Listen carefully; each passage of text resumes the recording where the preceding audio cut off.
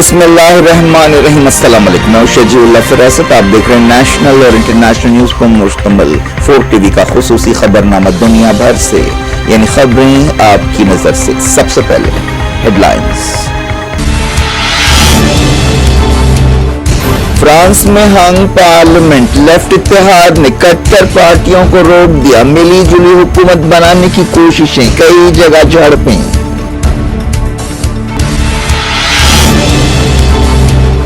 Ukraine के शहरों में रशिया के ताबड़तोड़ हमले, चिल्ड्रंस हॉस्पिटल को भी निशाना बनाया गया। 20 से ज्यादा हालात।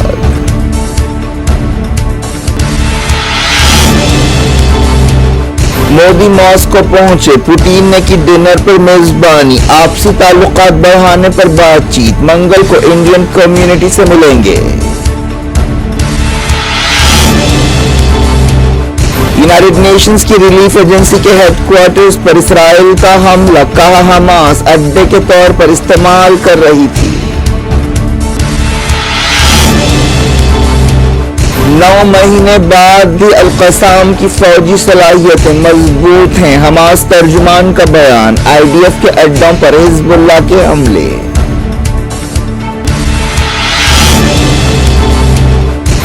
अमेरिका और बरतानिया के साथ गठजोड़ ना करें, यमन के हूसियों ने दी सऊदी अरब को वार्निंग।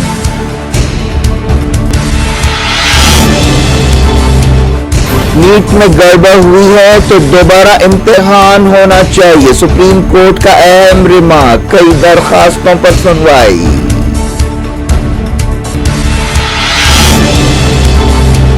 मुंबई में जबरदस्त बारिश, ट्रेन सर्विस ठप, 50 फ्लाइट्स कैंसिल, कई इलाके पानी में डूब गए।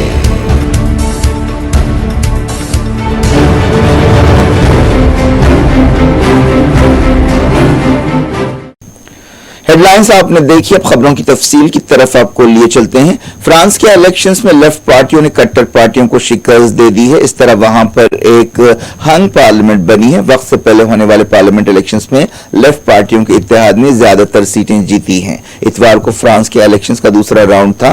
ओपिनियन पोल्स में कहा जा रहा था कि राइट पार्टियां या कट्टर पार्टियां इलेक्शंस में सबसे ज्यादा सीटें हासिल करेंगी और उनके बगैर कोई हुकूमत नहीं बन सकेगी। अब फ्रांस में कट्टर पार्टियों की हुकूमत नहीं बनेगी, जिस पर कई लोगों ने इत्मीनान की सांस ली है। लेकिन फ्रांस एक तरह से सियासी बहरान का शिकार है, क्योंकि किसी भी पार्टी को मेजॉरिटी नहीं मिली है और पार्लियामेंट में एक तरफ से डेडलॉक है। लेफ्ट पार्टियों के इत्तेहाद न्यू पॉपुलर फ्रंट ने 182 सीटें जीती हैं, जबकि सदर इमैनुअल मैक्रोन के सेंट्रल अलायंस ने 163 सीटों पर कामयाबी हासिल की है। कट्टर पार्टियों के इत्तेहाद ने 143 सीटों के साथ तीसरा मकाम हासिल किया है। अब एक इत्तेहादी हुकूमत बनाने के लिए कोशिशें शुरू हो गई हैं। इस दौरान फ्रांस के वज़ीर-ए-आज़म गैब्रियल अटैल ने इस्तीफा दे दिया, लेकिन फ्रांस के सदर इमैनुअल मैक्रोन ने उनसे कहा कि वो इलेक्शंस के बाद इस्तेहकाम को यकीनी बनाने के लिए फिलहाल वज़ीर-ए-आज़म के ओहदे पर बरकरार रहें। मैक्रोन को अब नई हुकूमत बनाने के लिए कोशिशें करने में मदद करनी पड़ेगी। इलेक्शंस के नतीजों से मैक्रोन के ओहदे पर फिलहाल कोई फर्क नहीं पड़ेगा। अभी सदारती ओहदे पर उनके 3 साल बचे हैं। ये नतीजे एक ऐसे वक्त सामने आए हैं जब 18 दिन बाद ही फ्रांस के दारुल हुकूमत पेरिस में ओलंपिक खेल होने वाले हैं। हालिया इलेक्शन में बरतानिया में भी लेफ्ट लेबर पार्टी को कामयाबी हासिल हुई थी। इलेक्शन के नतीजों के दरमियान फ्रांस के बाज़ मकामात पर गड़बड़ के वाक़यात पेश आए। बाज़ जगह लेफ्ट पार्टियों और कट्टर पार्टियों और बाज़ जगह सियासी कारकुन और पुलिस के दरमियान झड़पें हुई। रशिया ने यूक्रेन के कई शहरों में अचानक हमले किए हैं, जिनमें कम से कम 20 लोग हलाक हुए हैं और दर्जनों जख्मी हुए हैं।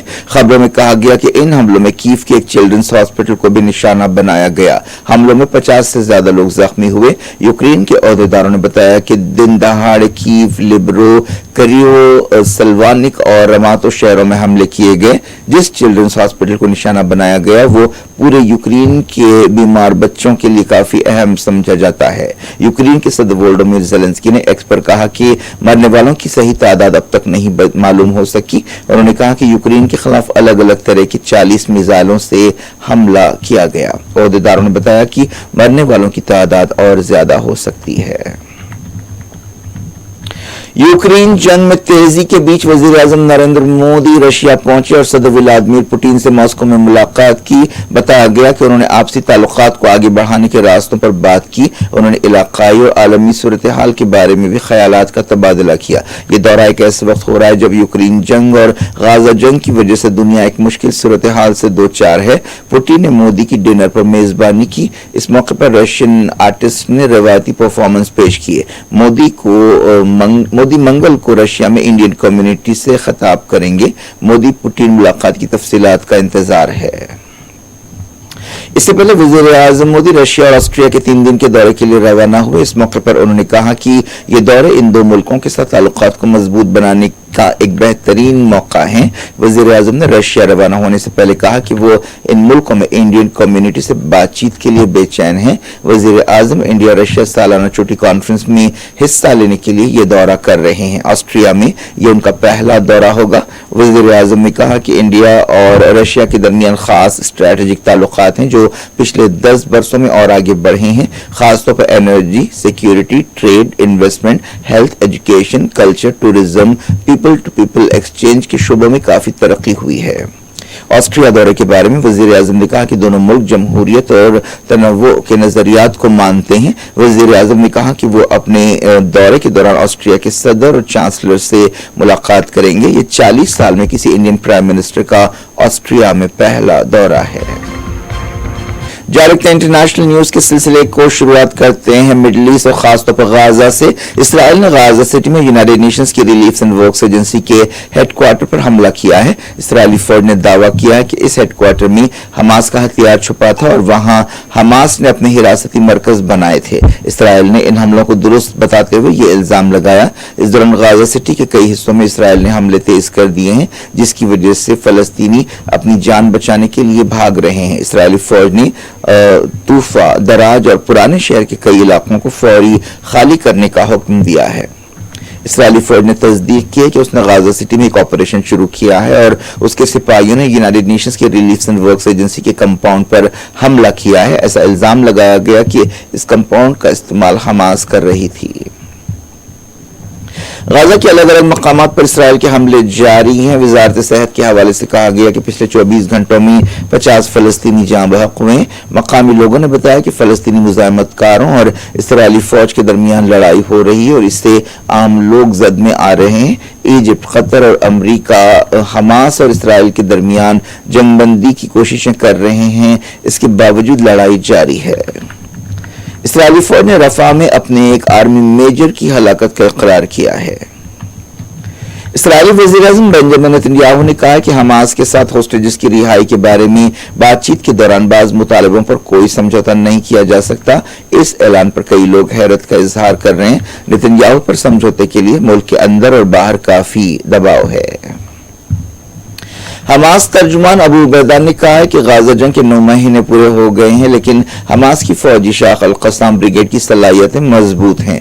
अबू उबैदा ने कहा कि हमारे मुजाहिदीन इसराइली फौजों से लड़ रहे हैं और उन्हें कोई बैरूनी मदद हासिल नहीं है। उन्होंने कहा कि हमारे लोग खाने और दवाओं के बगैर साबित कदमी से डटे हुए हैं।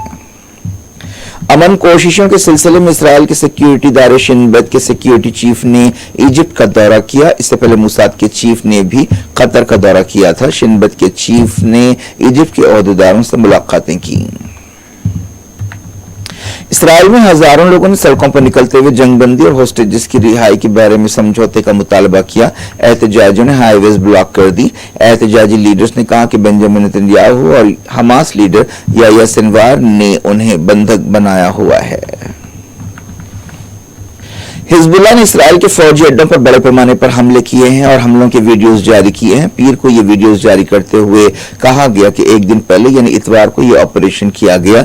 हिजबुल्लाह ने बताया कि निमरा, मेरून और इलात की ये तस्वीरें हैं जहां फौजी अड्डों को निशाना बनाया गया। इसराइली फौज ने साउथ लेबनान में ताज़ा हमले किए। पिछले कुछ हफ्तों से इसराइल और हिजबुल्लाह के दरमियान लड़ाई तेज हो गई है जिससे मिडल ईस्ट में एक और जंग का खतरा मंडलाने लगा है। मगरबी किनारे में इसराइली फौज ने बड़े पैमाने पर दरअंदाजी की। पीर की सुबह कई फलस्तीनियों के घरों में घुसकर उन्हें बाहर निकाला गया। गाजा जंग शुरू होने के बाद से मगरबी किनारे में भी मुसलसल तनाव है। इस दौरान यहूदी आबादकारों ने मगरबी किनारे के बितूला में फलस्तीनी जमीनों पर टेंट्स लगा दिए। यमन की अंसारुल्लाह तहरीक ने सऊदी अरब को वार्निंग दी है कि वह अमेरिका और बरतानिया के साथ गठजोड़ न करे। हुसी लीडर अब्दुल मलिक अल हुसी ने मुसलमानों के बीच इत्तेहाद और ताउन की जरूरत पर जोर दिया। इतवार को उन्होंने इस बात की तरफ निशानदही की कि कई मुल्क यमन के खिलाफ अमरीकी इत्तेहाद के जाल में नहीं फंसे हैं और उनमें से बाज ने यमन के साथ मिलकर काम भी किया है। अंसारुल्लाह तहरीक के लीडर ने कहा कि अमरीका की सबसे बड़ी नाकामी यह है कि वो इसराइल की तायद के लिए रेड सी के पड़ोसी मुल्कों को एक जगह जमा नहीं कर सका। लौटते हैं इंडिया। सुप्रीम कोर्ट ने कहा है कि अगर मेडिकल एंट्रेंस इम्तिहान नीट यूजी 2024 का तकद्दुस पामाल हुआ है और अगर सवालों का पर्चा लीक होने के बाद सोशल मीडिया पर फैलाया गया है तो दोबारा इम्तिहान कराया जाना चाहिए। Chief justice D.Y.. चंद्रचूड़ की क़यादत वाली बेंच ने कहा कि अगर टेलीग्राम, व्हाट्सएप और दूसरे इलेक्ट्रॉनिक तरीकों से सवालों का पर्चा लीक किया गया है तो वो जंगल की आग की तरह फैल सकता है। बेंच ने कहा कि एक बात साफ है कि सवालों का पर्चा लीक हुआ है। इस बेंच में जस्टिस जे.बी. पारदीवाला और जस्टिस मनोज मिश्रा भी हैं। बेंच ने कहा कि अगर इम्तिहान का तकद्दुस खोया गया है तो दोबारा इम्तिहान का हुक्म देना चाहिए। अगर हम कसूरवारों की पहचान नहीं कर सकते तो दोबारा इम्तिहान होना चाहिए। अगर सोशल मीडिया पर लीक होने वाला पर्चा फैलाया गया है तो दोबारा इम्तिहान होना चाहिए। बेंच ने कहा कि जो कुछ हुआ है उस ताल्लुक से हमें डिनायल मूड में नहीं रहना चाहिए। उन्होंने कहा कि अगर ये फर्ज कर लिया जाए कि हुकूमत इम्तिहान कैंसिल करती है तो वो सवालों का पर्चा लीक करने से फायदा उठाने वालों की पहचान के लिए क्या करेगी। सुप्रीम कोर्ट तनाज़ात का शिकार नीट यूजी इम्तिहान के बारे में 30 से ज्यादा दरखास्तों पर सुनवाई कर रही थी। इन दरखास्तों में 5 मई को होने वाले नीट इम्तिहान में धांधलियों का इल्जाम लगाते हुए फिर से इम्तिहान रखने की हिदायत जारी करने की ख्वाहिश की गई थी। बेंच ने कहा कि यकीनन रेड फ्लैग्स पाए गए हैं क्योंकि 67 उम्मीदवारों ने 720 में से 720 मार्क्स हासिल किए हैं। पिछले बरसों में यह तनासुब बहुत कम हुआ करता था। बेंच 50 कामयाब उम्मीदवारों की एक अलग दरखास्त पर भी सुनवाई कर रही है। गुजरात से ताल्लुक रखने वाले इन कामयाब नीट यूजी उम्मीदवारों ने मरकज और नेशनल टेस्टिंग एजेंसी को यह हिदायत देने की ख्वाहिश की कि वो इम्तिहान कैंसिल ना करें। मुंबई में जबरदस्त बारिश हुई जिसकी वजह से 50 से ज्यादा फ्लाइट्स कैंसिल कर दी गई। बारिश से ट्रेन सर्विस भी बुरी तरह मुतासर रही और स्कूल्स बंद कर दिए गए। मुंबई, थाने, पालघर और रायगढ़ में रोजाना 30 से ज्यादा मुसाफिर सफर करते हैं और इन ट्रेन को मुंबई की लाइफलाइन कहा जाता है। पिछले 24 घंटों में बारिश से कई जगह सड़कें तालाबों में तब्दील हो गई। शहर के बाज़ इलाकों में रात 1 बजे से सुबह 7 बजे के बीच 300 मिलीमीटर से ज्यादा बारिश रिकॉर्ड की गई। इंडियन मेट्रोलॉजिकल डिपार्टमेंट ने मुंबई, थाने, पालघर और कोंकण बेल्ट के लिए ऑरेंज अलर्ट जारी किया है। शहर के कई इलाकों से वीडियो सामने आए हैं जिनमें देखा जा सकता है कि लोग कमर तक पानी में डूबे हुए हैं। सड़कों पर लंबी लंबी कतारों में कारें ठहरी हुई हैं। तमाम सरकारी और प्राइवेट स्कूल्स और कॉलेजेस बंद कर दिए गए हैं। डोंबिवली सेक्शन में लोगों को ट्रेनों के लिए इंतजार करते हुए देखा गया जहां पटरियां पानी में डूब गई हैं। कई दूसरे इलाकों से भी खबरें आ रही हैं कि वहां पर पानी जमा है। कई जगह ट्रेनों का रुख मोड़ा गया। मुंबई में BMW कार क्रैश के मामले में असल मुलजिम के बाप और ड्राइवर को कस्टडी में भेज दिया गया है जिन पर मुलजिम मिहिर शाह के फरार में मदद का इल्जाम है। इस हादसे से पहले शिवसेना लीडर का बेटा मिहिर जुहू के एक पब में अपने दोस्तों के साथ पार्टी कर रहा था। वो शिवसेना लीडर राजेश शाह का बेटा है।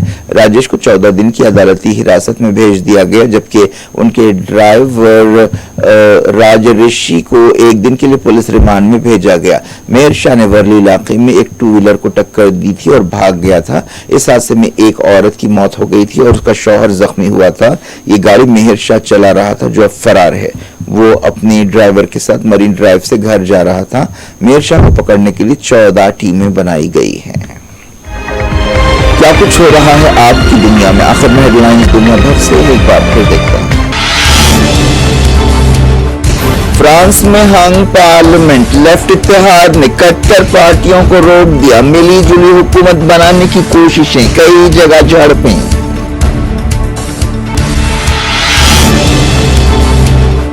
यूक्रेन के शहरों में रशिया के ताबड़तोड़ हमले, चिल्ड्रंस हॉस्पिटल को भी निशाना बनाया गया। 20 से ज्यादा हालात।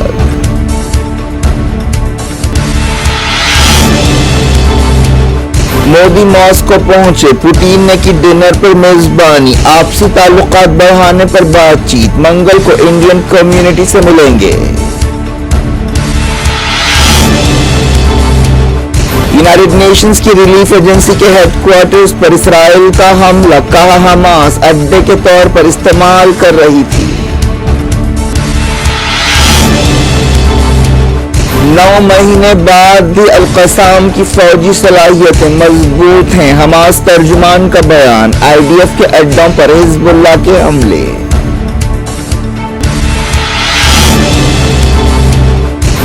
امریکہ اور برطانیہ کے ساتھ گٹھ جوڑ نہ کریں، یمن کے حوثیوں نے دی سعودی عرب کو وارننگ۔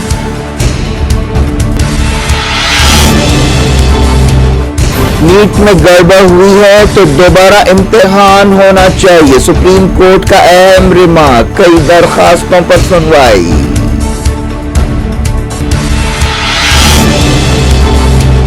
ممبئی میں زبردست بارش، ٹرین سروس ٹھپ، 50 فلائٹس کینسل، کئی علاقے پانی میں ڈوب گئے۔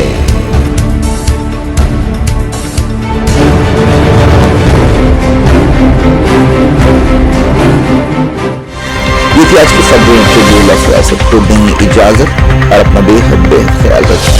اللہ حافظ۔